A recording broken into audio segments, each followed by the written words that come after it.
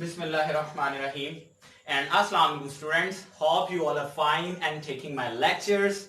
So student first chapter almost हमारा complete हो चुका है. मैं उसका second last topic आज आपको पढ़ा रहा हूं और आज अल्हम्दुलिल्लाह हमारा lecture number 14 है और topic का नाम है oxides.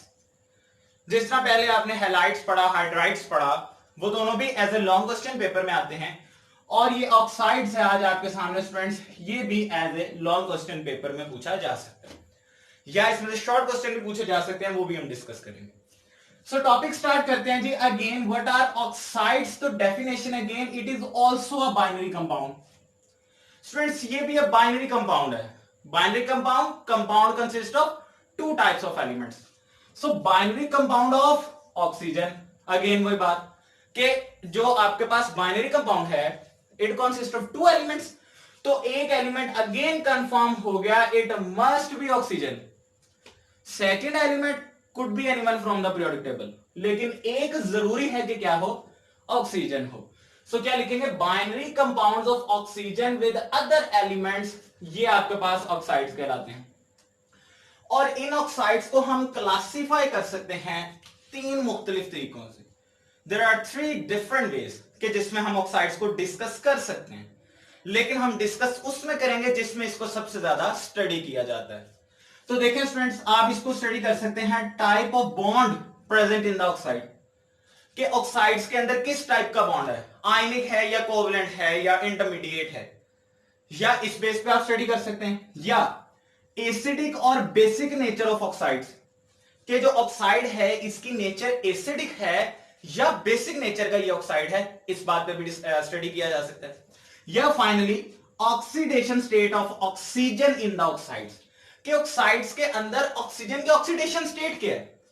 अगर तो ऑक्सीजन के ऑक्सीडेशन स्टेट -2 है तो वो नॉर्मल ऑक्साइड कहलाएगा. इसी तरह -1 हो सकती है, -1/2 हो सकती है, तो वो पर ऑक्साइड और सुपर ऑक्साइड रिस्पेक्टिवली कहलाएगा.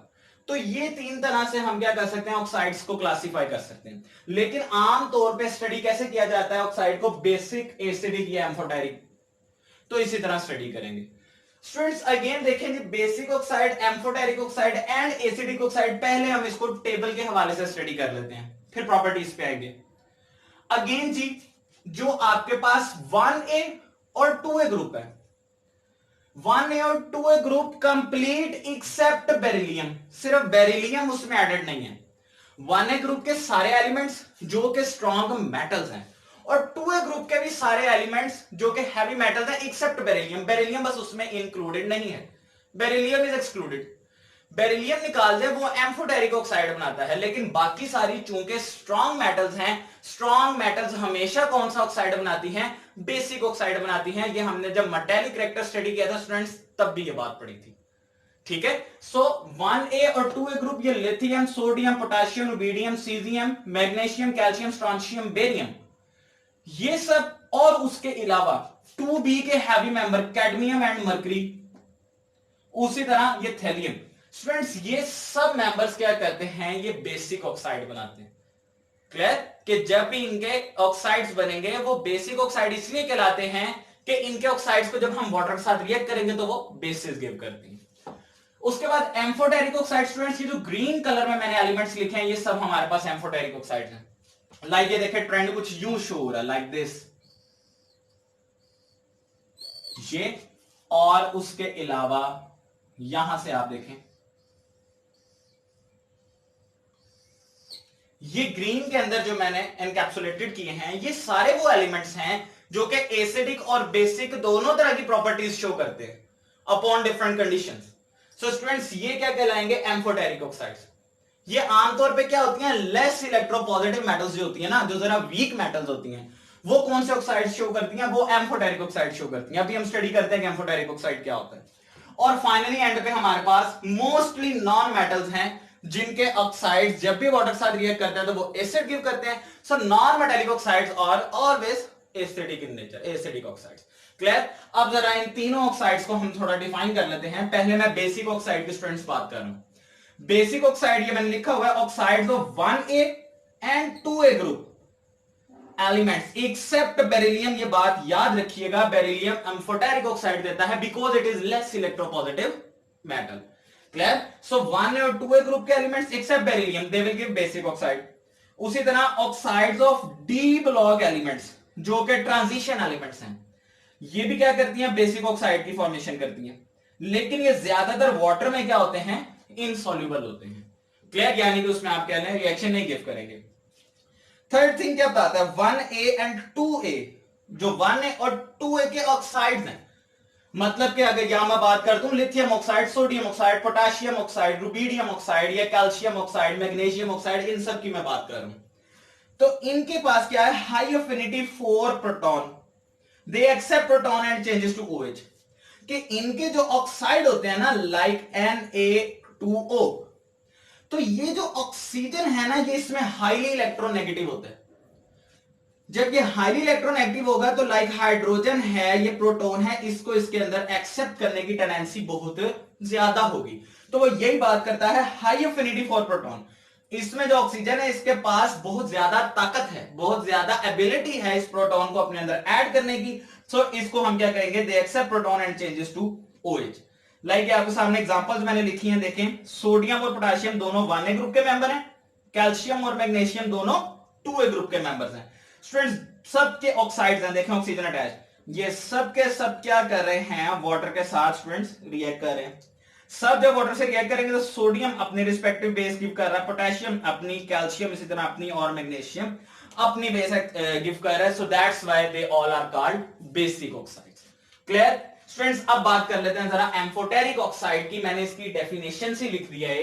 देखिए क्या कहता है? Oxides which show both acidic as well as basic properties.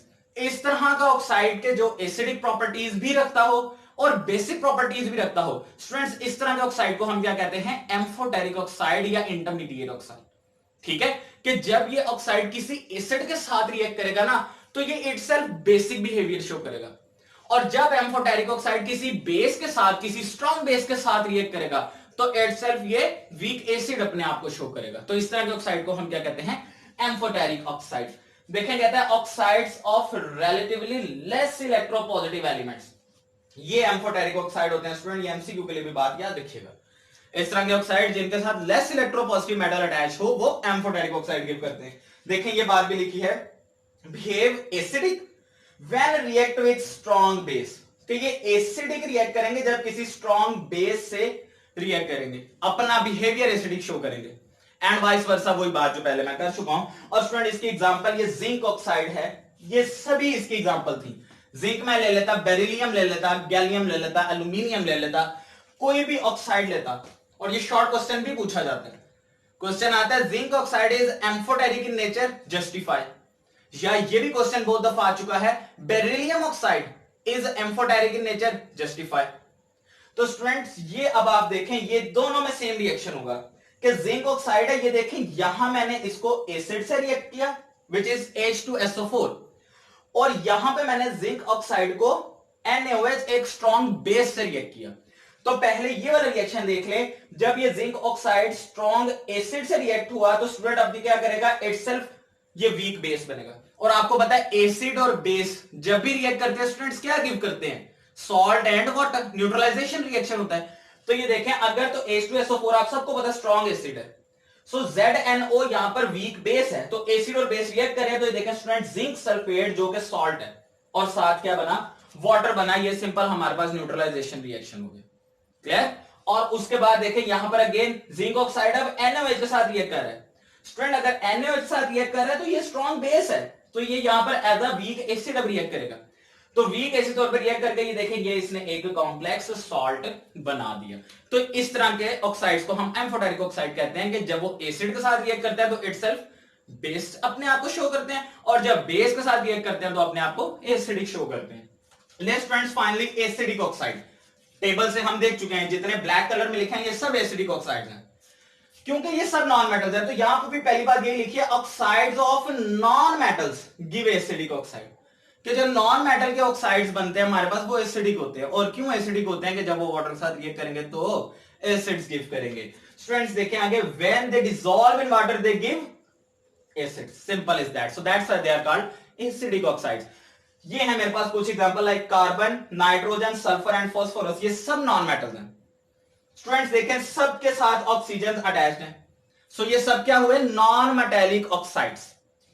ये सब के सब स्टूडेंट्स जब वाटर के साथ रिएक्ट करते हैं, देखिए कार्बन डाइऑक्साइड वाटर के साथ रिएक्ट करके कार्बोनिक एसिड गिव कर रही है, नाइट्रोजन डाइऑक्साइड स्टूडेंट्स वाटर के साथ नाइट्रिक एसिड गिव करती है, sulphur dioxide sulphuric acid give कर रही है, और phosphorus pentoxide phosphoric acid give कर रही है। सो यहां से हमें पता चल गया जब भी नॉन मेटल्स वाटर के साथ रिएक्ट करती हैं, नॉन मेटल्स के ऑक्साइड्स, तो वो एसिड गिव करते हैं। So that's why non metallic oxides are called acidic oxide, they are acidic in nature.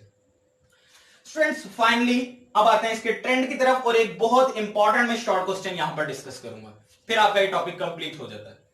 अब देखें पहले तो ट्रेंड लेफ्ट टू राइट हम मूव करें स्टूडेंट्स, मुझे कुछ ज्यादा बताने की जरूरत ही नहीं है, आपके सामने ट्रेंड लिखा है, लेफ्ट टू राइट मूव करें तो बेसिक से नेचर पहले होता है एम्फोटेरिक, और एम्फोटेरिक से क्या हो जाता है, एसिडिक हो जाता है। ये ट्रेंड है पीरियोडिक टेबल में इसका, कि when we move left to right, firstly basic oxides will be converted into amphoteric oxides, and after that it would be acidic in nature. Why? Because they are strong metals, they are less electropositive metals, you may call as weak metals, and they are non metals, तो उनके respective oxides इसी तरह give करते हैं, फिर basic या acidic.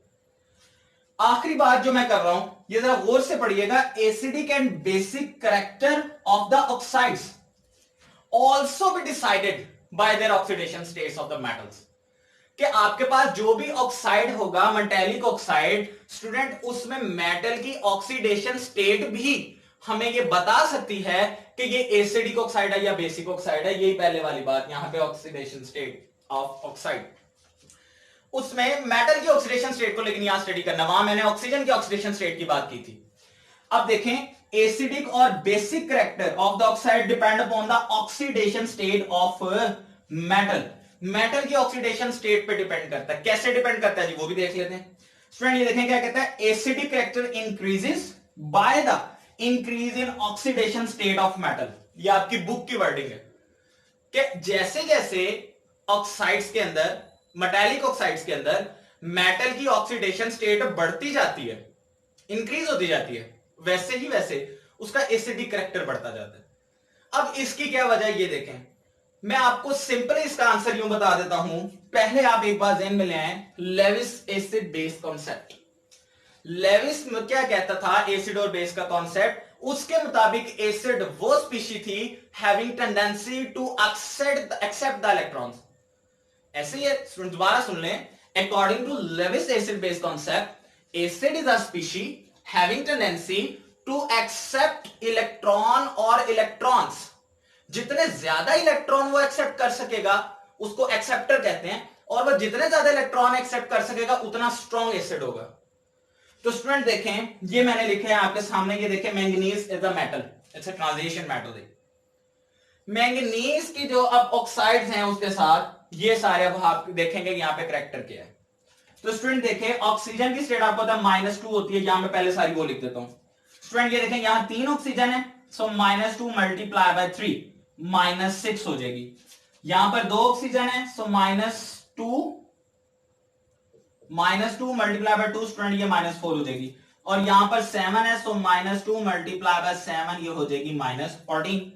Overall molecule आपको पता है न्यूट्रल होता है, तो अगर ये -2 है तो ये +2 होगी, ये -6 है तो ये स्टूडेंट +6 होगी, ये -4 है तो ये स्टूडेंट +4 होगी, और ये -14 है तो ये स्टूडेंट +14 होगा, इस तरह से। अब देखिए यहां पर तो एक ही मैंगनीज है, इसकी ऑक्सीडेशन स्टेट +2, यहां पर 2 है तो 6 को मुझे 2 पे डिवाइड भी करना पड़ेगा, तो ये मैंगनीज, एक मैंगनीज के एटम की कितनी बनी, +3। इसी तरह यहां पर मैंगनीज की +4 है, और यहां पर मैंगनीज की +7 है, क्योंकि 2 एटम है तो अगेन मुझे इसको 2 पे डिवाइड करना पड़ेगा। सो बेसिकली मैं ये दिखाना चाह रहा हूं कि यहां स्टार्टिंग में मैंगनीज की जो है ऑक्सीडेशन स्टेट स्टूडेंट्स +2 है, लेकिन यहां बाद में जाके मैंगनीज की ऑक्सीडेशन स्टेट क्या हो जाती है, +7 हो जाती है। तो ये oxidation state left to right increase हो रही है। स्टूडेंट ये ऑक्सीडेशन स्टेट का क्या मतलब है, यहां पर +2 का मतलब यह है कि मैंगनीज ने 2 इलेक्ट्रॉन लूज कर दिए, या मैं इसको यह कह सकता हूं कि मैंगनीज के अंदर 2 इलेक्ट्रॉन्स को एक्सेप्ट करने की टेंडेंसी आ गई है। +2 का मतलब इसने ऑक्सीजन की तरफ इलेक्ट्रॉन लूज कर दिए, क्योंकि ऑक्सीजन इलेक्ट्रोनेगेटिव एलिमेंट है ना, and electronegative element have tendency to attract the electron. Oxygen electron को अपनी तरफ अट्रैक्ट कर लिया मैंगनीज से, जिसकी वजह से इसके आउटरमोस्ट शेल में 2 इलेक्ट्रॉन कम हो गए। स्टूडेंट इसी तरह यहां पर मैंगनीज के आउटरमोस्ट शेल में 3 इलेक्ट्रॉन कम हुए हैं, यहां पर मैंगनीज के आउटरमोस्ट शेल में 4 इलेक्ट्रॉन कम हुए हैं, और यहां मैंगनीज में 7 इलेक्ट्रॉन्स कम हो गए ऑक्सीजन की वजह से।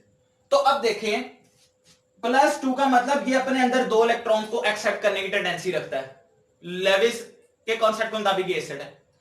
ये अपने अंदर 3 इलेक्ट्रॉन्स को, ये मैंगनीज जो है 3 इलेक्ट्रॉन्स को एक्सेप्ट करने की टेंडेंसी रखता है। सो ये लेविस के मुताबिक इसकी निस्बत स्ट्रांगली एसिडिक है, because it has more tendency to accept the electrons. आगे देखें मैंगनीज +4। सो स्टूडेंट इसके अंदर 4 इलेक्ट्रॉन ऐड करने की टेंडेंसी है, इसमें 2 थी। लेविस के मुताबिक ये वीक एसिड होगा, इसमें 4 इलेक्ट्रॉन को एक्सेप्ट करने की टेंडेंसी है, तो ये लेविस के मुताबिक स्ट्रॉन्ग एसिड है। इसका एसिडिक कैरेक्टर ज्यादा है क्योंकि इसके अंदर इलेक्ट्रॉन को एक्सेप्ट करने की टेंडेंसी ज्यादा है। और फाइनली एंड पे यहां मैंगनीज की ऑक्सीडेशन स्टेट +7 है, सो इट्स मीन यहां पर मैंगनीज के पास 7 इलेक्ट्रॉन अपने अंदर ऐड करने की टेंडेंसी मौजूद है। सो स्टूडेंट्स ये यहां पर स्ट्रॉन्गेस्ट, इसमें एसिडिक कैरेक्टर सबसे ज्यादा होगा।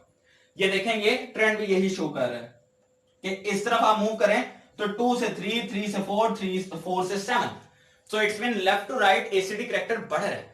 क्यों एसिडिक कैरेक्टर बढ़ रहा है? क्योंकि लेफ्ट राइट मेटल के अंदर ज्यादा इलेक्ट्रॉन्स अपने अंदर ऐड करने की टेंडेंसी बढ़ रही है।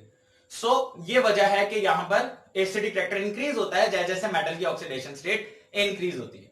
ठीक है, सो स्टूडेंट्स ये था आपका आज का लेक्चर। उम्मीद है समझ आ गई होगी। ये बड़ा इंपॉर्टेंट शॉर्ट क्वेश्चन के हवाले से पूछ लिया जाता है, ये एमसीक्यूज में भी पूछ लिया जाता है, और अदरवाइज ये कंप्लीट आपके पास एक लॉन्ग क्वेश्चन है। कोशिश कीजिएगा ये ऐसी नोट्स बना लें ताकि ये लॉन्ग क्वेश्चन को अटेम्प्ट करना आपके लिए इजियर हो। और अगर स्टूडेंट कोई क्वेश्चन वगैरह हो तो आप कमेंट्स में पूछ सकते हैं। Thank you so much.